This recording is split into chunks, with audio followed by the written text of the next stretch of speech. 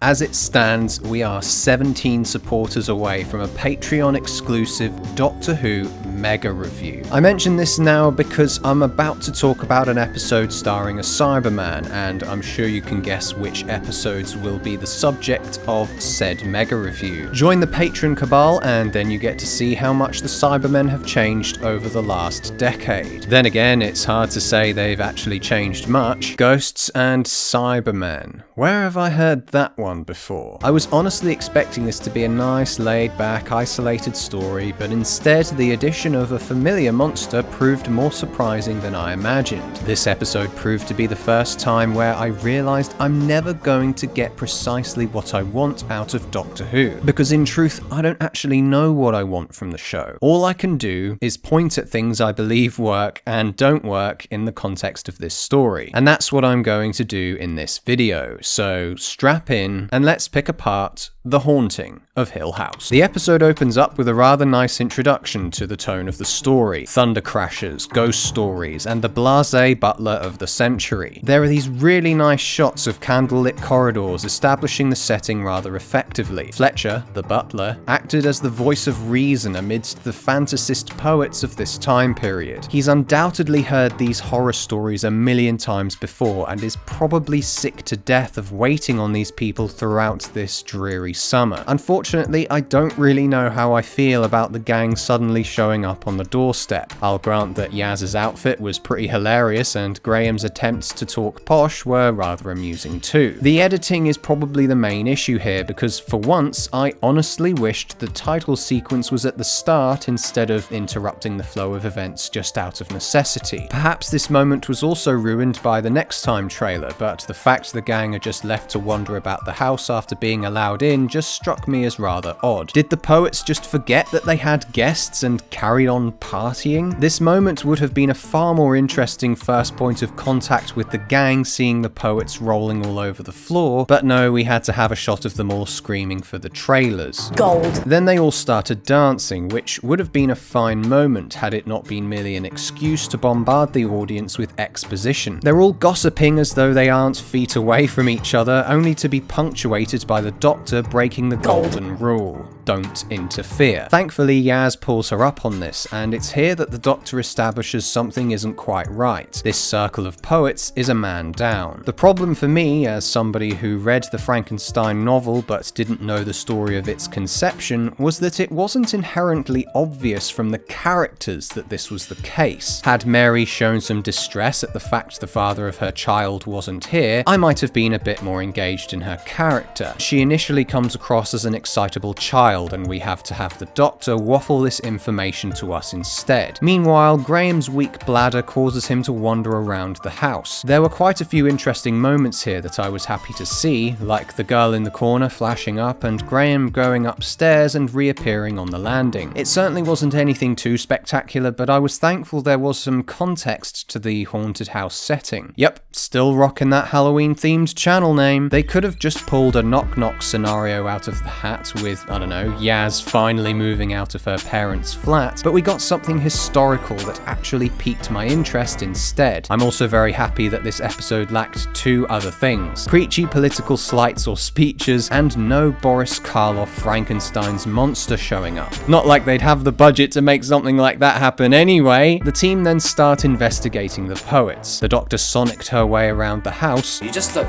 so natural with it. And we're sprung this idea that somebody might actually be attracted to the Doctor. This Lord Byron character, who seems to get women flocking to him, proved to be a first as a character who admires the Doctor in a more physical way. I'm talking about the incarnation here, not the Doctor in general, but we had a great moment where Byron questions the Doctor about her lack of carriage instead. This started the spread of breadcrumbs that the gang might not be as welcome as we initially thought. Unfortunately, anything good that started building from this concept got derailed when Ryan started playing the piano. Good lord, this moment was cringy. Mary's comment about the colonies was great, shame Ryan's too brain dead to realise what she implied here, but it then proceeds with this bloke Dr. Caligari not being able to say a word, which got worse when he exploded into challenging Ryan to a duel. Thankfully, this moment was stopped dead in its tracks by a skeleton hand that started choking Ryan. Which one of you? After Alfred, Fletcher, bats down the hand into dust, the weird sexual vibe with Byron started up again. I must emphasize how great it was seeing all the death glares and countenances of shock from his girlfriend we saw. The doctor says that she needs to see the skeleton in Byron's closet. Me and you need to take a squiz at your skeleton. And of course they all come along too. I do think the characters going around in circles lost its novelty though when it was no longer uniquely happening to Graham. If he got permanently separated, it might have ramped up the stakes a bit instead of just forcing him into the comic relief role once again. Polly. There was a nice reference to The Sixth Sense and the girl in the fireplace in this episode before they all somehow make their way back together to find a Cyberman materializing inside the house. This was a great choice of monster to inspire Shelley to write about man reviving the dead. The mechanical sound effects of the Cyberman were interesting, and I honestly liked that he was slower. The whirring sounds like that of an old camcorder made him far more interesting than the repeated use of the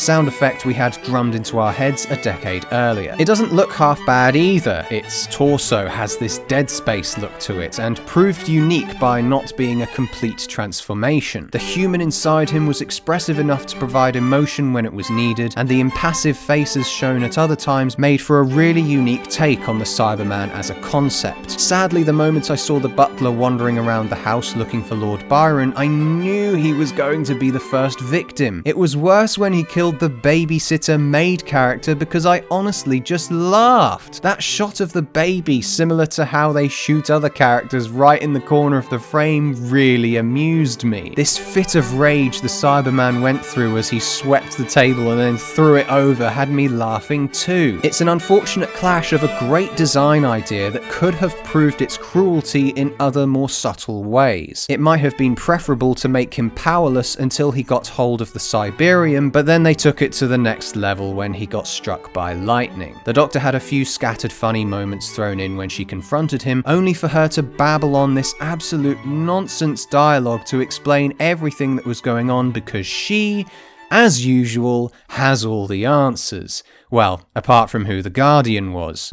I'm the Guardian. Wow, we really are moving through things fast this week. The Doctor then forces her way inside Percy Shelley's mind to a memory of when he picked up some shiny silver liquid called Cyberium. It definitely had a Lord of the Rings vibe here. I was reminded of that moment in Return of the King when Deagle finds the ring beneath the water. This moment in the episode definitely wasn't quite as dramatic as that, but I liked that it took atmospheric cues from it. The beginning has this tranquil scenery, ending with him transforming into something horrific by the end, resorting to the dankest and darkest part of the house for reclusion and safety from the madness of the outside world. It was like Father's Day all over again, about one man being the most important in the whole world. It sends a really important and hopeful message. With the Cyberman invading the basement, we get a full course meal of what this revised Cyberman is like. Unlike in the New Year special where the lone Dalek was laughably uninspired, here the lone Cyberman proves unique enough to give him reason to revive the Cyber Army. My name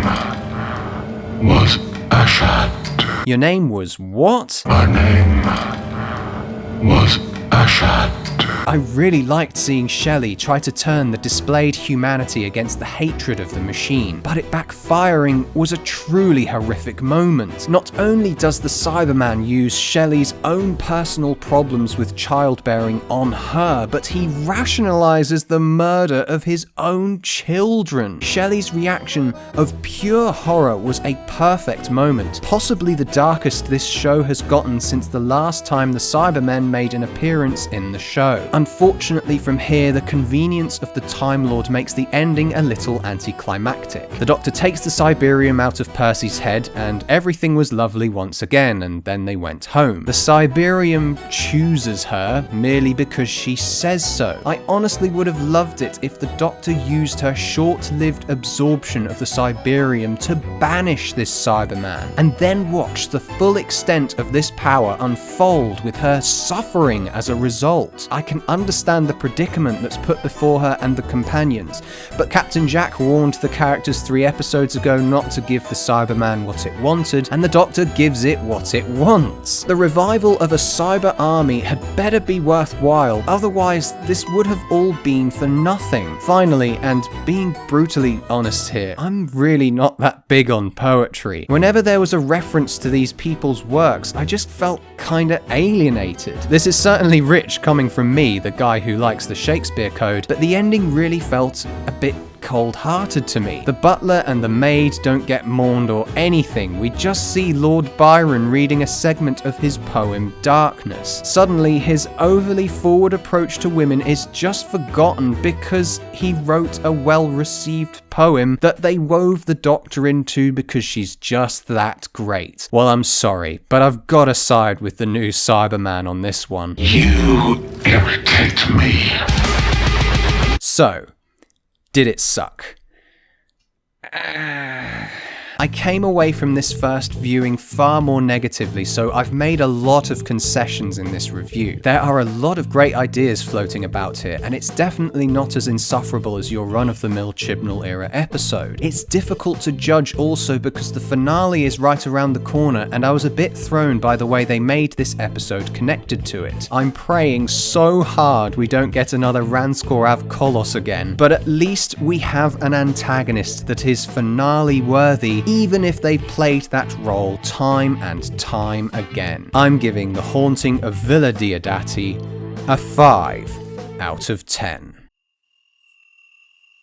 Thanks for watching. Make that mega review happen by signing up to my Patreon page today. What did you think of this episode? Leave a comment below or join us on my Discord server, where we'll continue this discussion.